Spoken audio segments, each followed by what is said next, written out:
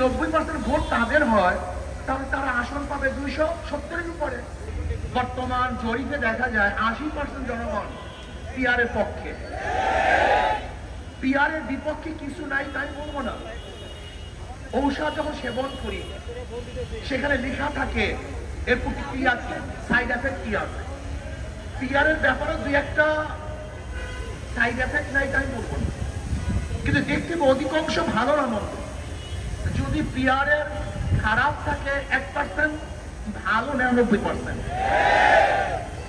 PR এর বিপক্ষে যদি বক্তব্য দেওয়া যায় 2%, তাহলে পক্ষে বক্তব্য দেওয়া যায় 98%।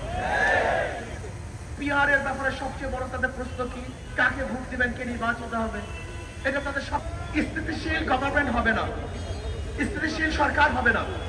আমি তাদেরকে প্রশ্ন করতে চাই, ধরে না আজকে যে পদ্ধতিতে নির্বাচন হচ্ছে সেখানেও যদি এককভাবে কেউ সংখ্যাগরিষ্ঠ অর্জন না করে, সংখ্যাগরিষ্ঠ না পায়, তাহলে সেই পার্লামেন্টের অবস্থাটা কি হবে? সেটা দুর্বল পার্লামেন্ট।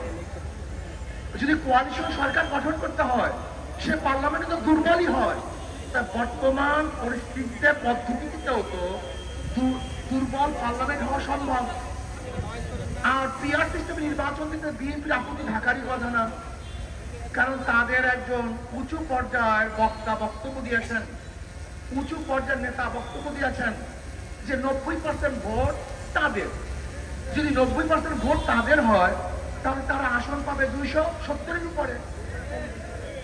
তাতে এককভাবে সরকার গঠন করতে পারছে, সমস্যা কোথায়? বরং আর ঝামেলা মুক্ত সরকার গঠন করতে পারবে। পিআরসিসি নির্বাচনের ব্যাপারে তো খোদ বিএনপি বক্তব্য দিয়েছেন, কি বলছেন?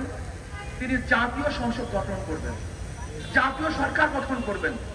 তা জাতীয় সরকারটা কিভাবে হবে আমাকে বলুন? সবার সম্মিলিত যে সরকার হয় সেই সরকারটাই তো জাতীয় সরকার হয় না, একক সরকারকে জাতীয় সরকার বলা হয়।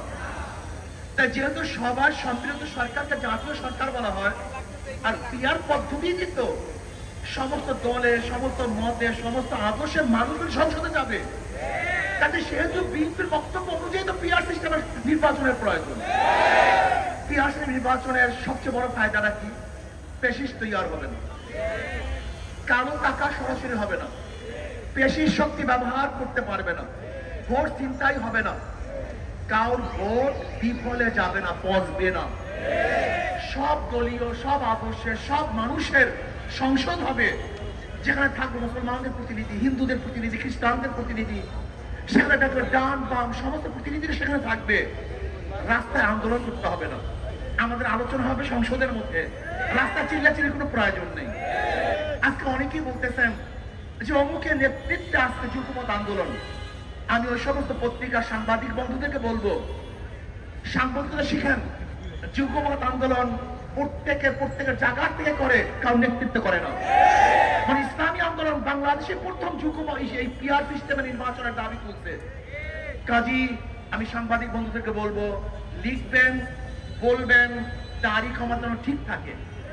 পিআর সিস্টেমে নির্বাচন দিতে হবে, এই জাতির দাবি। যদি আপনারা মনে করেন যে ঐক্যবদ্ধ কমিশনে আপনার সিদ্ধান্ত বুঝতে না পারেন, সহজ কথা, আপনার গণভোট দেন, রেফারেন্ডাম দেন। যদি জনগণ পিআর সিস্টেমে নির্বাচনের পক্ষে থাকে